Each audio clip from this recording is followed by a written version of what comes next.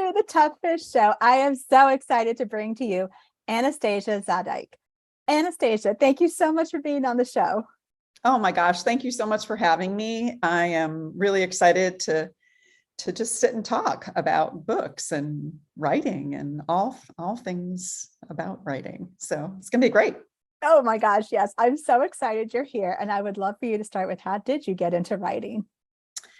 So I have been writing since I was a little kid. I think I tell people I started writing in a little pink diary with a lock that you would, and I would hide it. I would hide even though it was locked, I would hide the diary under clothes in the closet. And because I was convinced that everyone wanted to read what I had to say about life. I'm sure that no one cared, but I thought as a 6-year-old, 7-year-old, that this was the most important stuff in the world. And then I moved on to writing in little cloth bound journals in high school and college. And I would jot down poetry that I found or just things that I was processing in my own life. Sometimes lots of angst was in these pages. But I found that it was really healing to write it down. And then during my, like when I was working and had a career in neuropsych research, and I still kept journaling. And then when I had my kids, I still kept journaling. And I moved from the cloth covered journals to those black ones with the strap, the moleskines, and just went through oodles of those. But I never really wrote something. Like I wasn't trying to write a short story. I wasn't trying to write a novel. I wasn't even trying to write a memoir. I was just recording my life. And then when my kids started like getting older and they were about to go off to college, I realized that if I was going to write something, I needed probably some guidance to turn all of this stuff into something that someone else might want to read. And I took a class at UCSD and had this great teacher who became my writing coach and who started introducing me to the writing community here in San Diego. And I became part of a couple of different reading critique groups. I started going to writers' conferences. I discovered a narrative nonfiction storytelling organization here in San Diego called So Say We All, and started writing pieces for them that were performance-based pieces. Then I became involved with that organization as a writing coach and a performance coach. Now I sit on the board. And then I also became involved in the San Diego Writers Festival and worked my way from being in the first year, sort of helping with volunteers and organization of the day, to becoming the director of operations. And so now I help with programming and everything to do with the festival, which is an annual festival here in San Diego. And through all of that, all of that community building helped me to feel confident that my stories were worth telling. So I've got a bunch of recordings of narrative nonfiction performance pieces, and I wrote my first and second novel. My first novel is coming out on August 2nd, and that it came out of that community, that feeling of having people who have my back and who are honest with me about my work and who help me make it better. So that's my story. I love all of that, and we need to unpack some of these things. So for instance, you said what I was picking up on as a theme too, about community, that so many of the pieces that you were talking about was stemming from or inspired by community. And just as it's important to help, to your point, like feel like you have a sense of belonging, that there's someone else who gets what you're doing. The other side of that community, what I was deducing with what you said also, was that you said about sharing. It gives you that space to practice putting yourself out there, because a lot of times as writers, you may not necessarily think about that aspect of the business. You might think about the creative part that it takes to get that story out of your head and onto paper. And all of those parts make sense to you in the context of, you have to write, you'll be editing, you will be working with an editor, you want it published. Now, you might not know all of those pieces, but you still know that that's a big chunk of what you have to do. And you also need to put it out there and share. So you're showing that this space was so instrumental in all of the journey, not just a piece of the journey.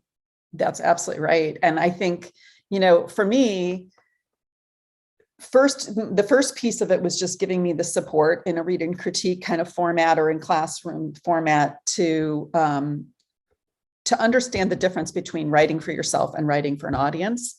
And that was huge, but and getting feedback and learning how to take feedback, learning how to take constructive comments, learning to stop being so self-defeating at the beginning. I used to be one of those people who gave 16,000 caveats before I started reading something. I'd be like, well, this is this, and this is this, and this is, and I stopped doing that at some point and just started saying, I welcome your feedback, because I realized that's what I was there for. I was there to learn from my audience. What am I getting across well? What am I not getting across? What could be better? What could be different? What doesn't need to be there at all? And I think that as a writer, it's hard. Sometimes it's a very isolating experience being a writer. It's you and your computer, or you and your piece of paper, or even you and your book that you're reading to kind of inspire you. It's still you and this. And when you want to give your work over to someone else, which is what we ultimately do when we publish something, is it's no longer ours, it's now the readers. You have to learn how to do that, and you have to learn in a supportive environment. That's, for me, was critical to be able to say,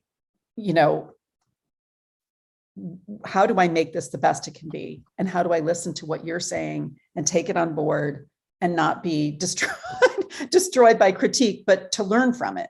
And so that was my first big step. And I think the second big thing that I've learned is that no matter where I am in this process, I continue to learn from other people. I continue to learn from the people that are helping me, and I learn from the people that I'm helping. So if I am coaching someone on a 5-page story on beginning, middle, end, and making sure that there's through lines, that working with them reinforces for me the lessons that I need to tell myself. So you gain so much from being in that community, and you have the opportunity to give back, which is just, it's what it's all about for me. So anyway. I love that. So a couple of things I would love for you to just expound upon a bit more. When you're talking about, so you went from a mindset of saying, okay, I'm going to give you all these caveats, and then shifting to, I welcome your feedback. That transition is awesome, because that is a scary transition to make.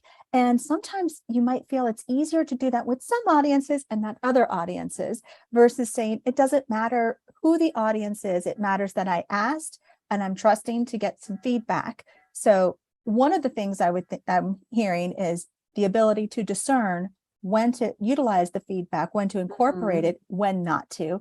But Absolutely. The other is the courage to even put yourself out there and ask to begin with. So would you talk a little bit more about that transition to help perhaps a writer who might feel uncomfortable or feel inconsistent with putting themselves out and asking, how to ask for that and how to make that transition feel safe for their own community? Yeah, so it took me a while to get there. And I actually wrote a little blog post about it.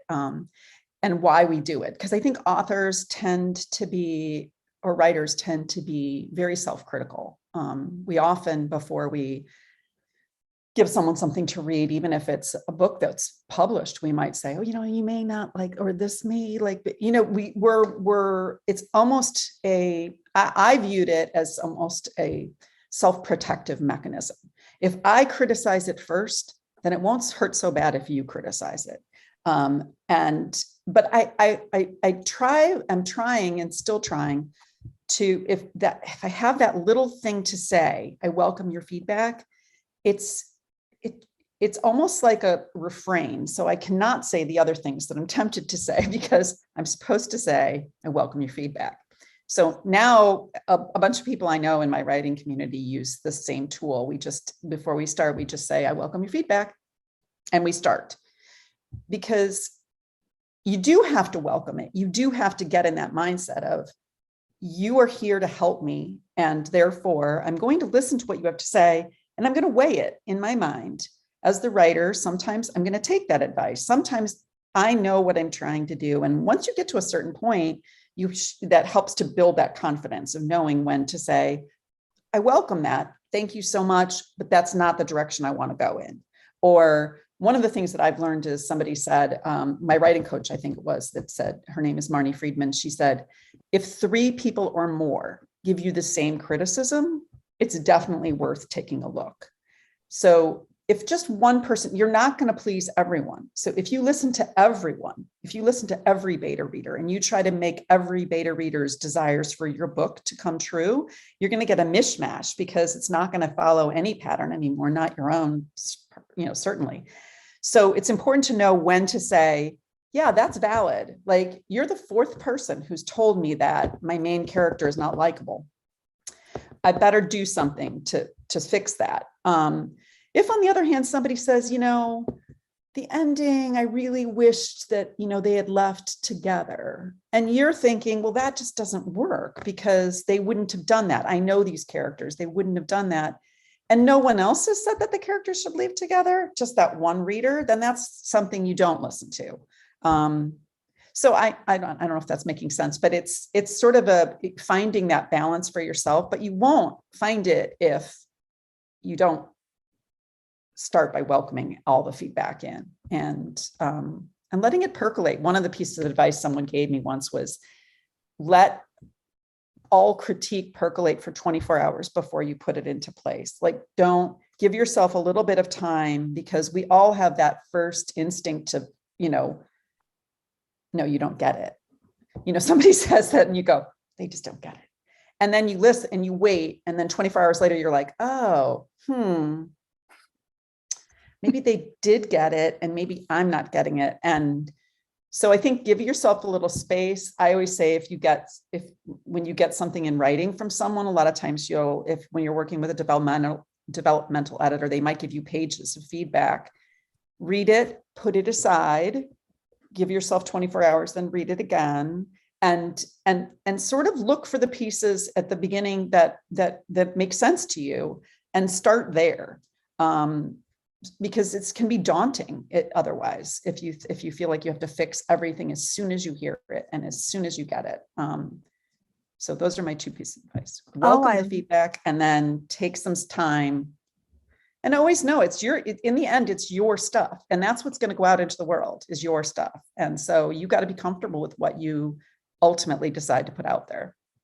Absolutely. Okay. So, I love all this. So you're right. I mean, first off, when you're talking about like that feedback and that first response, you want to respond to it versus react to it. By putting that distance in there, you're allowing yourself a chance to respond, because you're looking at this like, okay, how might I, work with this? And the other is, if you asked for this other person to give you feedback, whomever it is, if it's a critique group, a writing community, an editor, a beta reader, or whomever, and you trusted them enough to put yourself out there, trust that they are coming from a place of kindness. Even if the delivery may not be there, but their intention is good, because they want to help, because they were willing to read, they were willing to help, and their goal is to serve in that way.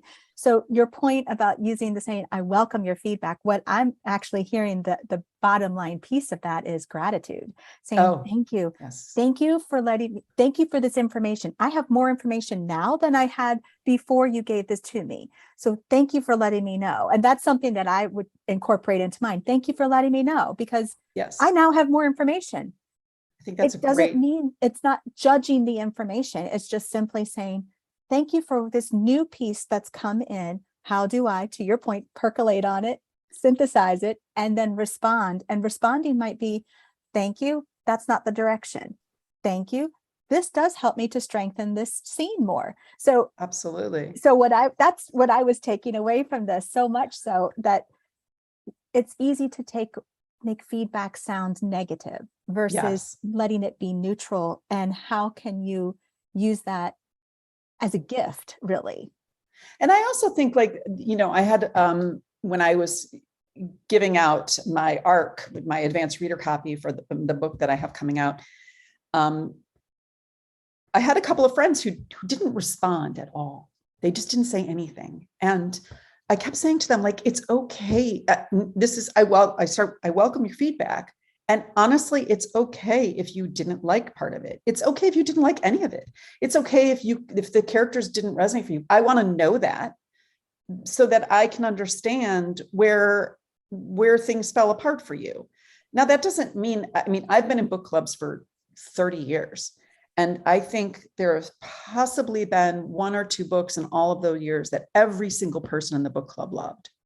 But most of the time, somebody didn't like something.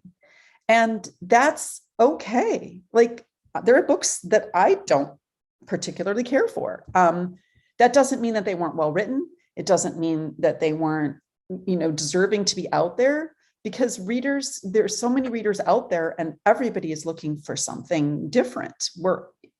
We all have our own life experiences we're bringing to it too.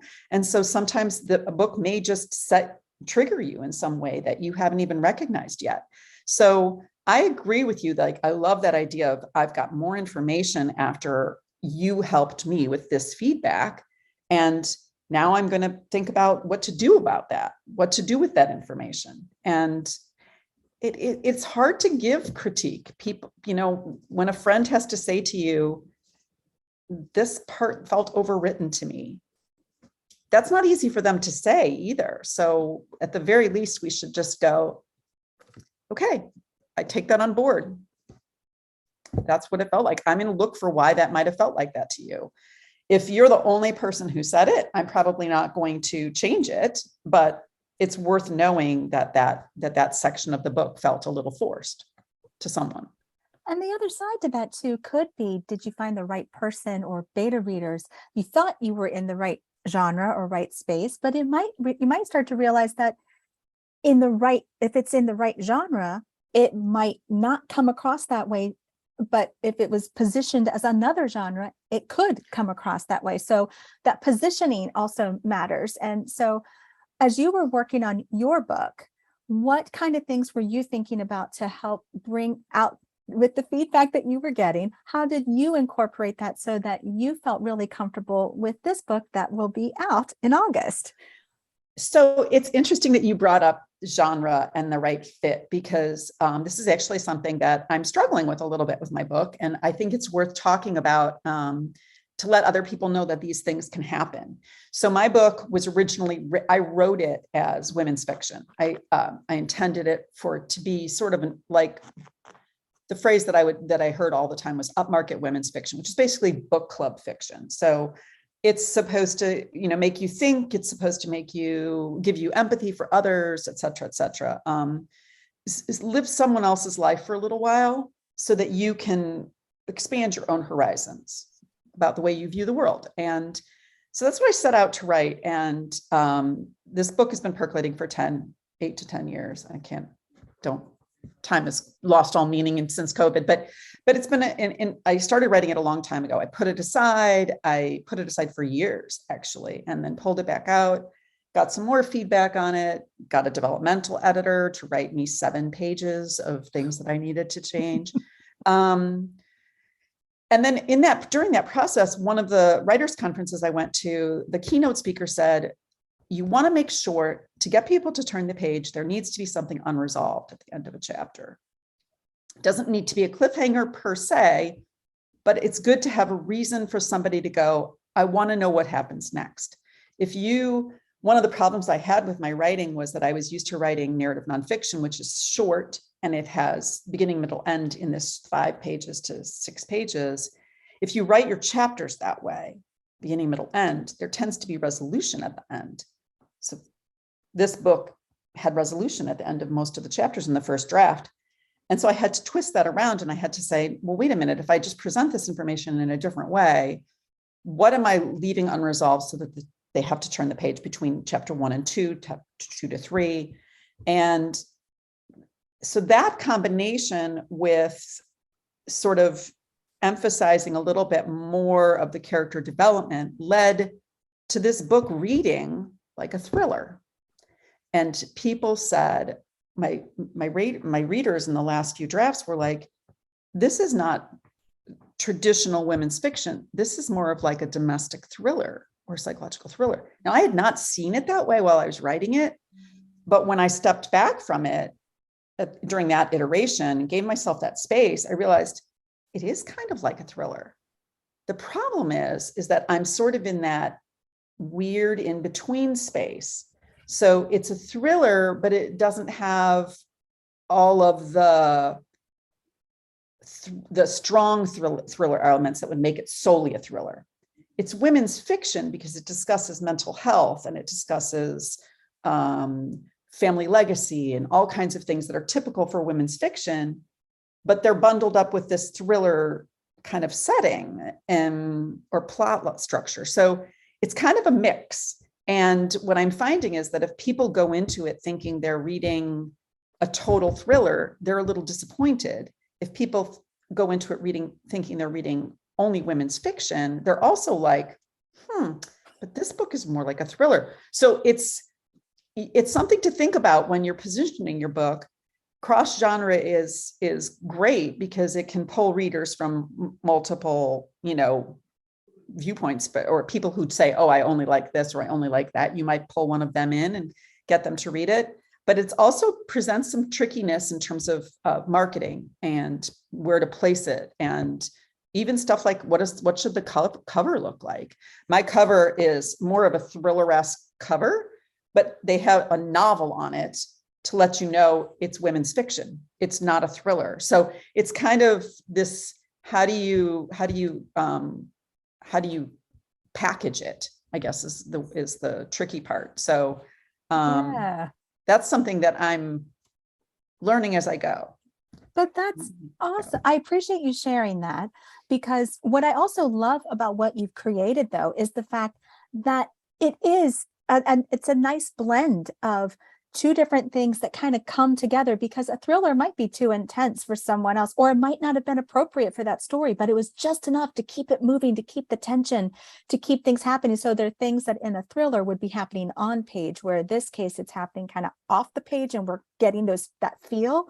Yes. But what I'm hearing is almost kind of like that mashup. Like if you like this plus this, it equals this kind of book. And those key phrases, those key elements of saying, if you like this book and this book or these things, then you might like this book because of that. So you're pulling out the key phrases, the key themes. And that also helps to bring in your reader, because they might go, ooh, that looks different. Ooh, that looks cool. So I love that you've done this mashup, because I personally think that that's a creative thing. And I like books that have that blending in particular, because I see people as multi-dimensional. So I also can see books in that way. I see them in their genres, but I also see the blending. So I love that. Well, and I think just being able for me to articulate it has taken me some time, because it's not something that as I said, it's something that I necessarily set out to do. But now that I see that what it is, I find that it helps if I let people know that in advance. Then they go into it with their eyes wide open, and that's, I think, really important. Which is why people like to, when they walk into a bookstore, they gravitate to what they know. So you see those labels, thriller, historical fiction, you know what you like. But I think sometimes one of these genre twisters can make you think, oh, maybe I do like that. Maybe I do like thrillers. I didn't realize that I did. So, or conversely, I might like women's fiction. I didn't realize that I would, because I might really get into thrillers more. But this has broadened my perspective that I'm going to try something different. And then I try something further in that genre because it was different. So I love what you've created. I think that's phenomenal. I hope people do. And, I do think that, one of the things that I'm learning is as I'm writing pieces for magazines and things of that sort about the book and about the genres, is that fundamentally thrillers are about secrets, lies, trauma, unresolved trauma. Like that's basically what they're about. And it's the cover up. It's the fact that people are trying to not face these things. So the idea of going deep into the psyche of an ordinary person, and why do they behave the way they do? And why do the people around them behave the way they do? And how does this person's behavior influence this person's behavior? So that we're all kind of interconnected and twisty, which is what I was hoping to go, get at with this book. So anyway. that can I have it. love that so much. I think that is so cool. Anastasia, this has been such a fabulous conversation. I have enjoyed this so much. Where can people connect with you and where can they get your book? Okay, so they can connect with me. My name is a tricky one, so I'm going to hold it up and spell it at the same time. But it's anastasiazadeik.com is my website. So it's ANASTASIAZADEIK, no dots or anything, just straight through.com. You can find other things I've written. You can see some videos from the narrative nonfiction performances. My favorite one is called Putting the Fun in Funeral, which suffice to say, if you watch it, you'll understand. And the book, Blurred Fates, is coming out on August the 2nd, 2022. It will be available wherever books are sold. So you can get it at your favorite local bookstore, support local bookstores, but it's also available at Target and Amazon, Barnes & Noble, all of the big outlets as well. So Thank you so much. Thank Anastasia, this you. has been a blast. Thank you. Thank you. Thanks for having me.